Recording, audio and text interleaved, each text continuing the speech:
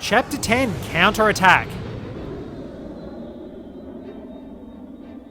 Having shaken off their pursuers, Yugi gathers his remaining forces and begins their counterattack. Scott's massive army is harried by Yugi's nimble units and begins to show signs of fatigue. They are fewer in number, but the powerful and courageous resistance should be able to confront Scott's forces. The plan is to lure Scott into the Mariarden fields and then crush him once and for all. Red 2 standing by, all 4 lit and in the green. Welcome back to YuGiOh, the Falsebound Kingdom. We've got a pretty big adventure ahead of us and plenty of marshals we need to take along. I'll probably give Fizdus a break and this should be a sufficient force. In all fairness, I'll need to get some experience into Bakura and Mako, because we haven't used Mako in a little while. But I do need to make some team modifications. We got some new monsters and it probably is time we check them out. So yeah, the only one that actually has any items is the Harpy Lady. So, we were introduced to Sangha of the Thunder. It is fairly strong. It has great HP, but its AP stinks. It has its Thunder Point Blast electrical attack. It is a spirit monster, so it benefits from the silver bow and arrow. We've also been introduced to Baby Dragon, which comes at level 10. Not much we can do with it yet. But I probably should start leveling up Baby Dragon on somebody's team. So we met Teia's Gyakuten Megami, Dark Witch, and Dancing Elf. Oh, it actually does have Screen Mist. Rightio.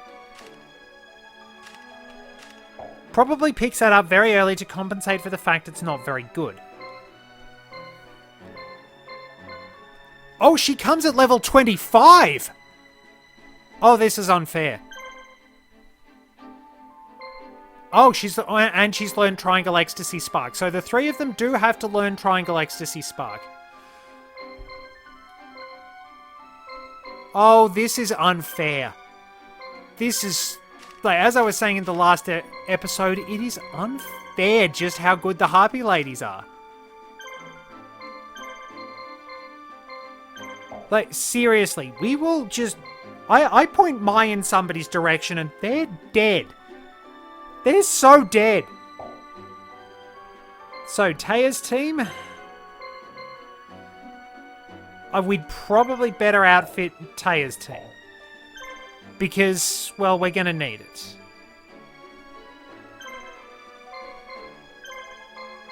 Let's get that.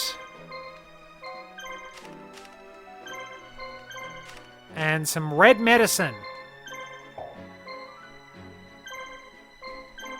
We might as well have a good anti-fiend team. Now, my recommendation is that you keep training this team. Keep training Teia's team no matter what happens. So Mai's team is pretty solid. Tristan's team can take a break. Mako's team, we probably need to put him facing cannons. I'm not sure if there are any monsters, but...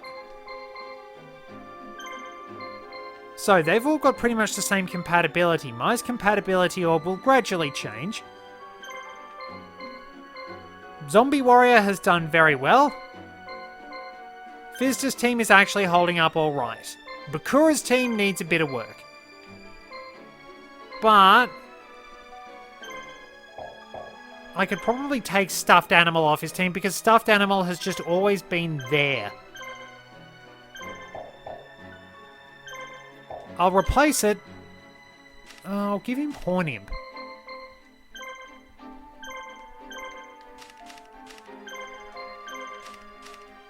So that ought to do. That will be alright.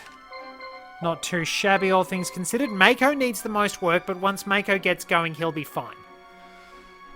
I will gradually get onto him. We've got pretty much everything set up how I want it to be. For now. Anyway, I'll do a bit of a survey of the next mission and then we'll get ready to go. Scott! You may have created this game, but we're changing the rules! Oop. Ha ha ha ha ha! Your victory is far from assured, Yugi. Shouting at me is not going to help you win this fight. What? I said shouting at me is not going to help you win this fight. Say it louder, I can't quite hear you. Yugi, just stop shouting and get over here and fight me, would you? Why don't you get over here and fight me? Look, it's just the point. You have to come and fight me, okay? What? I said you have to come here. Oh, this is ridiculous. Let me program in a phone for a moment. Right, can you hear me? Yes, I can hear you. Yeah, right. Shouting at me is not going to help you win this fight.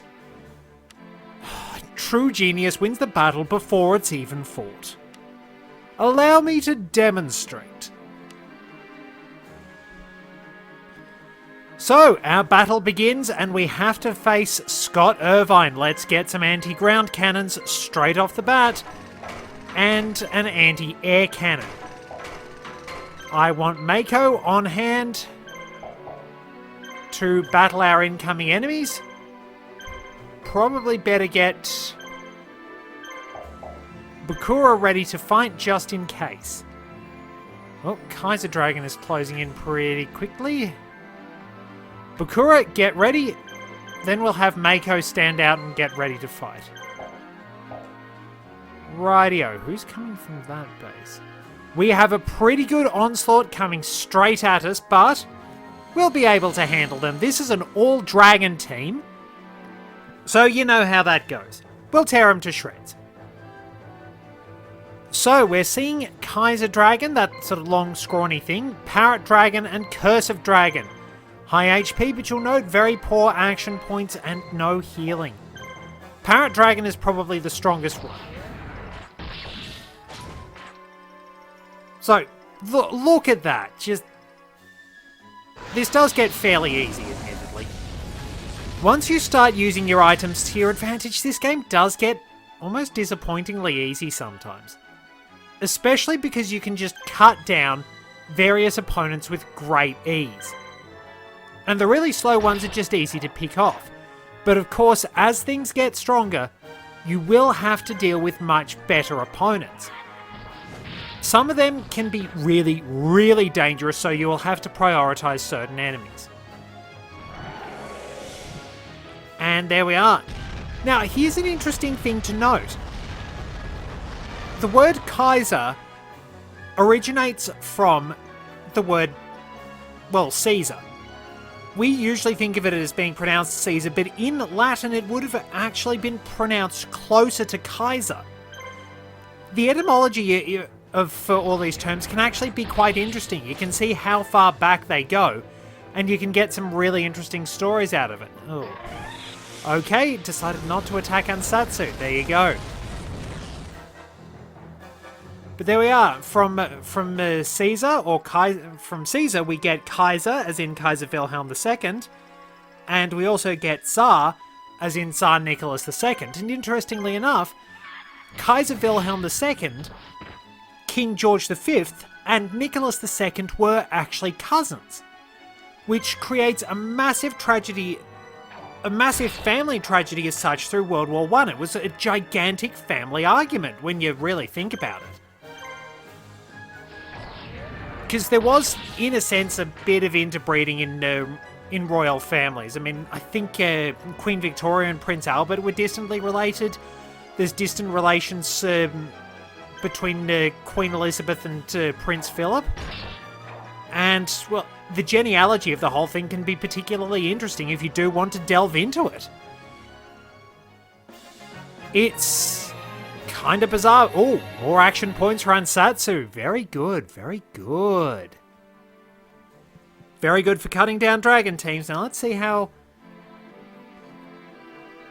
Okay, let's get Mako in. We've got...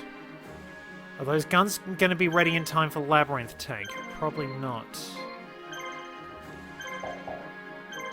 Taya, you want to take this one? Mako? Oh, it's going to be ever so close. It's going to be ever so close. Rightio, so Mako will be ready and waiting for the next one.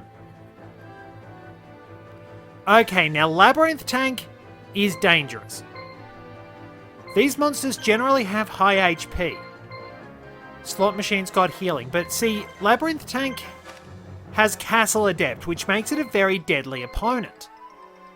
Launcher Spider is okay, but these machines are very, very dangerous. Labyrinth Tank was used by the Paradox Brothers, while Slot Machine and Launcher Spider showed up in Bandit Keith's deck. It is worth noting, though, that Dancing Elf has Screen Mist, which might just help us win this fight. We've got to slowly focus our fire on Slot Machine. Thankfully, I did power up Taya's team. Let's go for that Screen Mist. These don't always work, but when they do, so blinding our enemy reduces their capacity to hit us big time. Don't ask me how machines can be blinded. Maybe we mess up their sensors or something like that.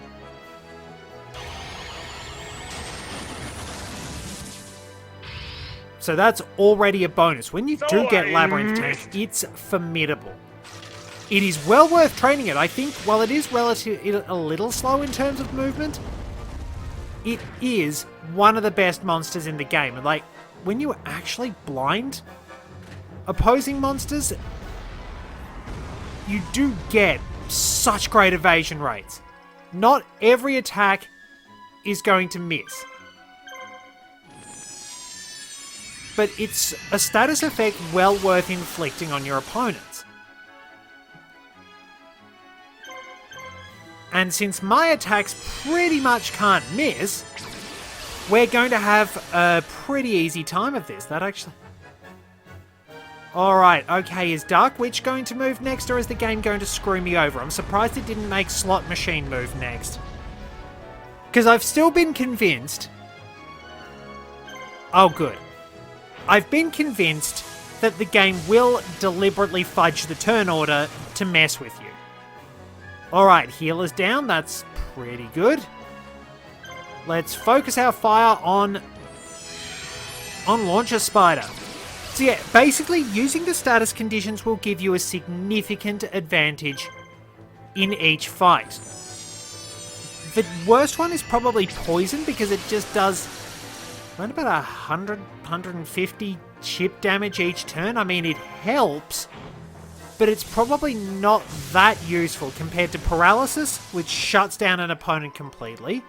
Confusion, which robs them of the ability to do anything else but use their normal attack. Blind, which, as you can see, basically turns them into Imperial Stormtroopers.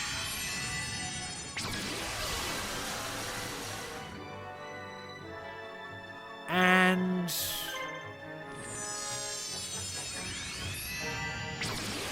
yeah, there are so many better options. Wow, we haven't necessarily got the full advantage, but look at that, you blind them and the entire team. Every single attack they launched absolutely whiffed. Mind you, Silver Bow and Arrow supersedes the blind status effect because it means your attacks can't actually miss.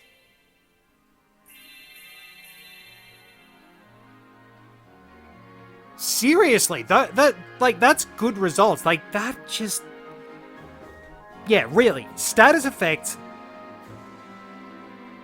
actually, much like Etrian Odyssey, status effects really do mean the difference... oh, no! Crap. Oh well, they've wiped that one out. That's wasted the guns though. Let's get...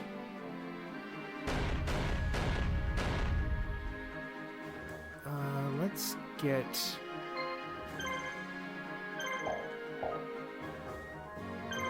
Right, Mako can take these next two, and then Joey can take the last slot machine team that's coming in. But yeah, using status effects, much like in the Etrian Odyssey games, this is the key to defeating your opponent easily. In Etrian Odyssey, status effects and binds will keep you alive. It's usually a trait of Atlas games, in all fairness. You usually have to do the very creative stuff to keep yourself alive, but when you do, you get big advantages out of it. You do have to use those status effects because, as we all know, in most RPGs, status effects are completely useless or they don't work on the AI most of the time. Alright, we'll have to build a barricade for those incoming machines. Some electric attacks can do heavy damage to machines, it's worth noting. I believe the attack of jellyfish will wind up doing high damage to machines. Not sure if they get a critical though. Alright, so the dragons are usually a little bit faster.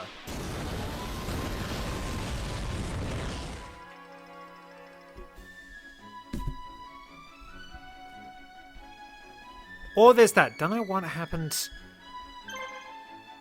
But then again, ones like Kaiser Dragon are pretty slow. Some of the... we missed. How ironic. The squid that ultimately gains the ability to blind its enemies missed. That's a little bothersome. There we are. Well, that won't do a huge amount of damage. But then again, Octoburster's got beast fangs and things, so... Hey, well done. They have really got it in for Fiend Kraken. Somebody's in the mood for calamari. Oh, no, they are going for... Well, I don't know whatever Octoburster is, but I don't think that would be very appetizing in all fairness. So, wise move, take out the one that has an action point. Fortunately, I could tell it hit because of the shadow.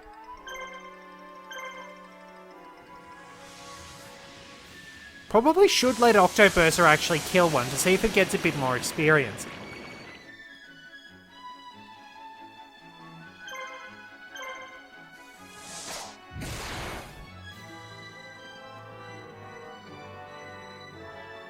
Alright, Octoburster's going to get the chance, and down it goes. And a critical, jeez. Really rubbing it in there.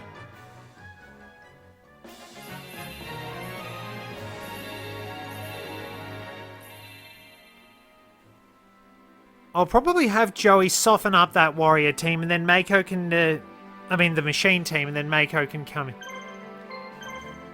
Let's get a barricade.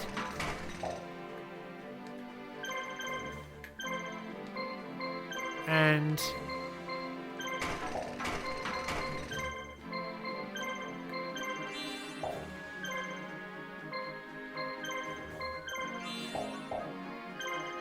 Alright, so Mako's set if we need to finish off the enemy. We do have to hang around and wait for a monster too, but there's only the one monster.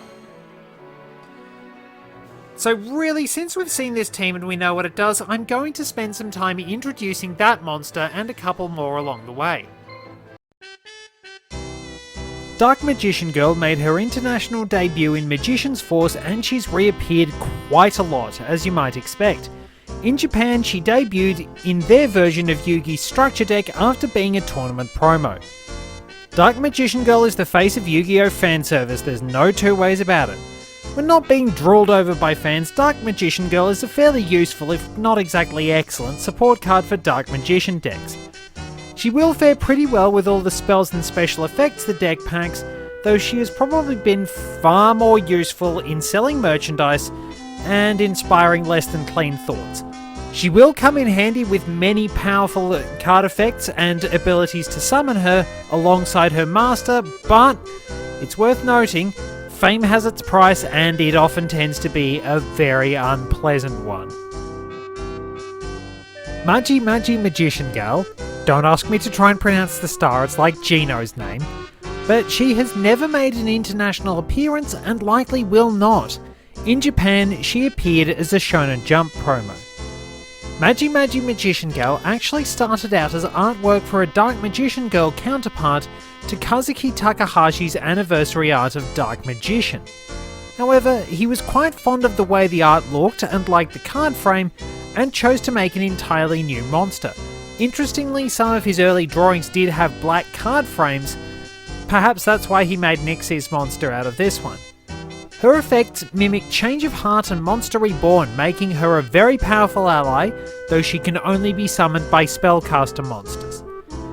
Interestingly, it's not a refusal by Takahashi to release this card internationally.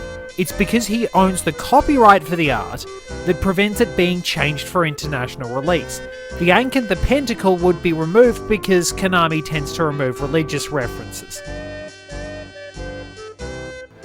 And there goes the battle. It was a little bit bothersome when Flame Swordsman kind of wound up catching a slight case of death, but that's okay, these things do happen. We got the upper hand. And, ooh, new AP for Octoburster, that's good. That's very helpful. Should be fairly handy for Mako. So, what are we facing? We're facing two identical teams. Who hasn't battled? Well, I'll send Shimon out there. And then we can send Mai out there. What have we got at the trader? Grab a couple of these. And away we go.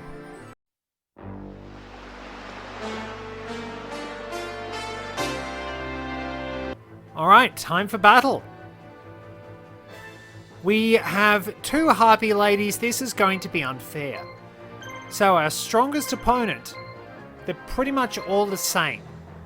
I'm still convinced they've misspelled Cerberus. I think it was meant to be Cerberus, but they've put it as Cerebrus. That's what's on the card and we have to call it that. I'm still going to call it Flame Cerberus. We'll get onto that later on. And look, just like that. Paralysis probably can wear off a little faster, but I mean, we got two of their monsters locked down. Once we get the third one a bit later in the game, oh boy. You can just gloat. I think these are the Harpies that appear in Harpy Lady Sisters as far as I know. So Neck Hunter has actually got to do something. Fair play to you, Neck Hunter.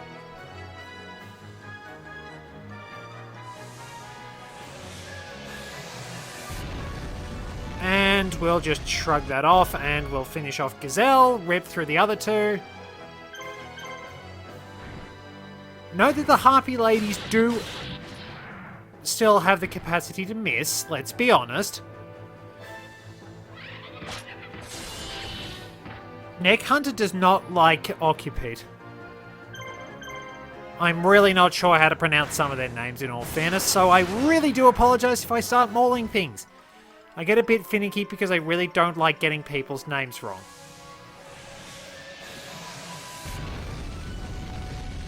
Once the game stops messing around with the turn order, or if you do everything before the game can mess around with the turn order, you will basically be able to paralyze your opponent's monsters and then unleash Triangle Ecstasy Spark.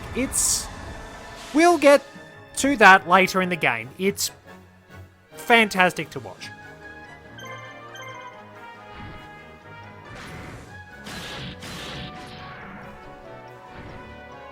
And there we are. So now we can just pick off Flame Cerebrus at our leisure. Mai's big advantage is action points. Her monsters will generally get very high AP, but they won't be they won't be as good, let's say, in attack or HP. That doesn't matter when you put the Harpies on her team.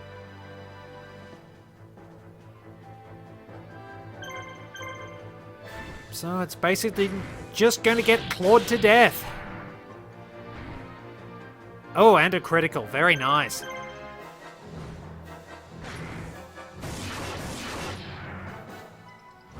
Now, some monsters will ultimately be immune to status conditions. It is worth noting that. It's fairly handy. Some of them will also gain the ability to heal themselves.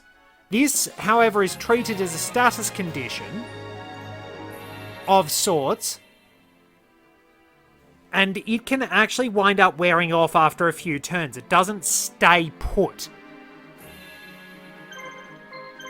So we want our trader. That's handy.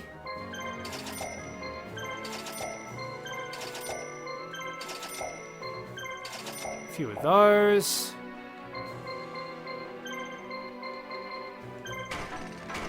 And a healer. Here we are. I'm sorry I'm late, but I'm here now. Late indeed. Do you have any idea how long it's been since I sent for you? My sincerest apologies, Master. It took me some time to get around the Imperial Army and I don't want excuses. I expect more from my students. Who is this? Yugi, you should know. Unless, of course, this is set a bit before the relevant point in Battle City, but... Yugi, thank you for looking out for my teacher. I am his #1 student. Be quiet, you. Yugi, this is my student. I have called her back from her training. She is still inexperienced, but she may be of some use. Please add her to your roster. Somewhere near the bottom. That's nice. Near the bottom indeed. That's no way to build up a girl's confidence, you know. I know what you're thinking. Don't. Just don't, okay? I know. Just don't. Alright. Don't let me down!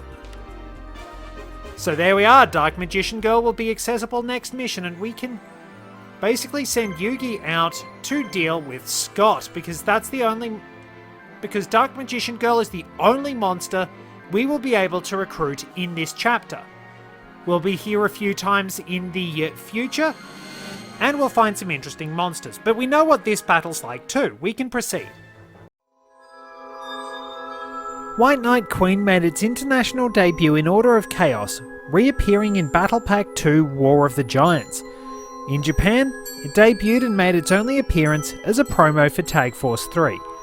It's probably about time I did some GX era cards because, to be honest, it sort of goes over my head, goes through to the keeper a bit.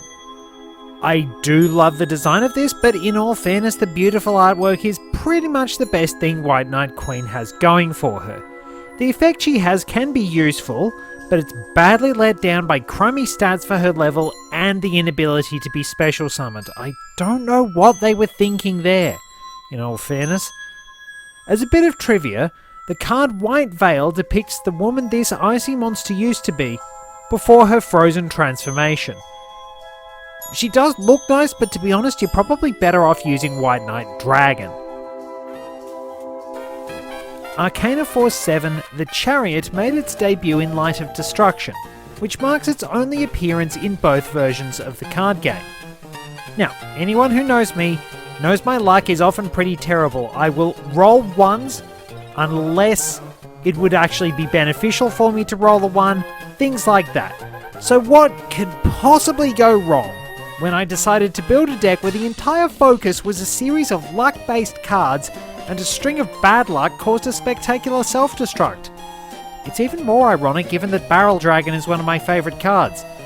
Anyway, the Arcana Force deck was a disaster. The Chariot can be useful, with pretty decent stats and a great effect if you flip heads. If you get tails, well, let's be honest, my friends actually claimed they didn't realise the Chariot had a heads effect, since every time I used the damn thing I got tails with it. It's a perfect demonstration of why the Arcana Force deck was awesome on paper but impractical in reality. What's the matter, Scott? Things aren't working out as you had planned? Ha ha ha! Fabulous. Just fabulous. I didn't think I'd have to participate at all. It appears I was wrong. But this is the end of the line. Let me share something with you. The human mind is a lot more fragile than you might think. You'd be surprised how few people have a clear and unwavering idea of self. The only thing tying you to this world right now is your mind. And luckily for me, I can control anything here. So you see, it's really quite simple for me to exert my influence on your minds. You will obey my commands! Come and serve your new master!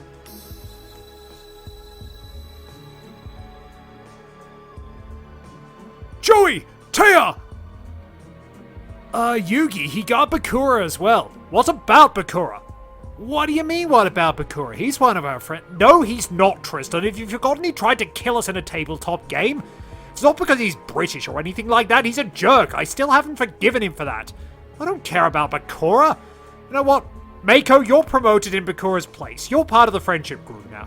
Hey, you really mean that, Yugi? I mean, well, we probably should do something about Joey and Taya if we're not doing anything about Bakura, but... Well, what are we going to do about Joey and Taya? Oh yeah, that's right, he did take Joey and Taya, didn't he? Well, I could do without the friendship speeches, but we really should rescue them. Ha ha ha ha ha ha! Oh no, it's an ambush! They're cutting off our escape routes! We'll be completely wiped out! Quickly, give the order to retreat! No! Lord Yugi! Alright.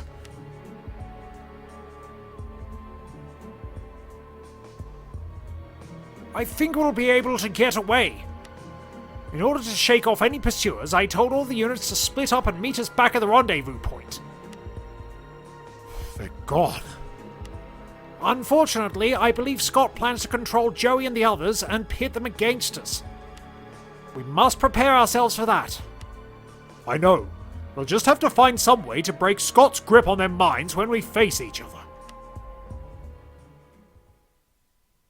Well, well, well, we've had quite the twist here. Interestingly enough, Joey and Taya both had some degree of possession by Marek in Battle City, and Bakura, well, forget Bakura, but he does have Dark Bakura in there. What's going to happen in the next one? We'll find out, of course. Until next time, this is Red 2, returning to base.